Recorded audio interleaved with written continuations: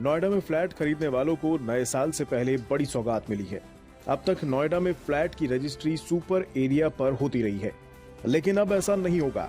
नोएडा प्राधिकरण ने इसे लेकर आदेश जारी कर दिया है। आदेश के तहत अब फ्लैट की रजिस्ट्री सुपर एरिया के बजाय कारपेट एरिया पर होगी।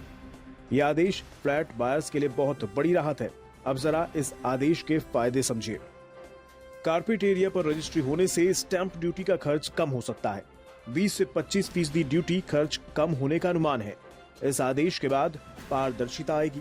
कारपेट एरिया परिभाषित होने के बाद मेंटेनेंस कम हो सकता है।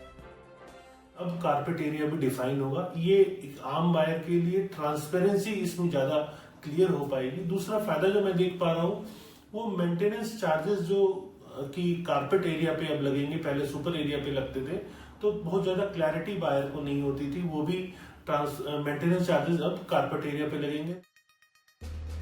नोएडा प्राधिकरण की सीईओ ने इस बारे में गौतम बुद्ध नगर के जिलाधिकारी को खत लिखा है। चिट्ठी में अनुरोध किया गया है कि आदेश को लागू करने के लिए उचित कदम उठाए जाएं। रजिस्ट्री के इंतजार में बैठे फ्लैट बायर्स को इस आदेश का फायदा मिल सकता है। यहाँ पर यह समझना भी जरूरी है कि सुपर एरिया क्या होता है और कारपेट एरिया किसे कहते हैं।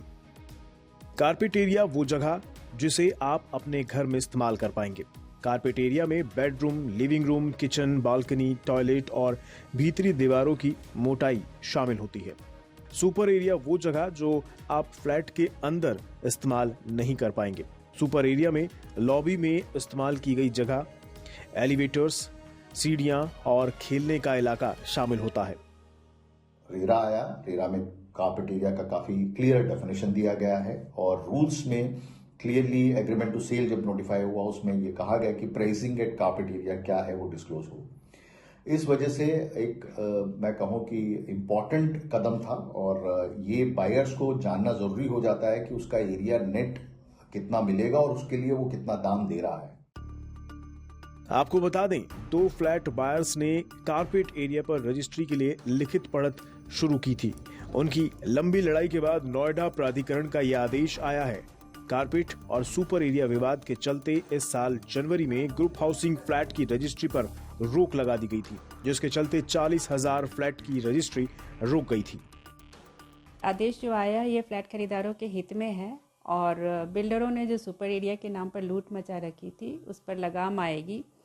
और हालांकि रेरा के प्रावधानों में ये पहले से स्पष्ट था कि सुपर एरिया नाम की कोई चीज़ नहीं है, लेकिन अब जो आदेश आया है तो इससे एक क्लैरिटी आई है और निश्चित रूप से फ्लैट खरीदारों के ऊपर रजिस्ट्री शुल्क का जो बोझ है वो कम होगा।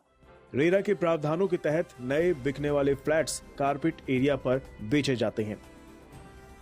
ऐसे में जब डेवलपर्स कारपेट एरिया का रेट वसूलेगा तो फिर रजिस्ट्री कारपेट एरिया पर होने के बावजूद क्या किसी तरह की राहत ग्राहकों को मिल पाएगी, ये देखना दिलचस्प होगा।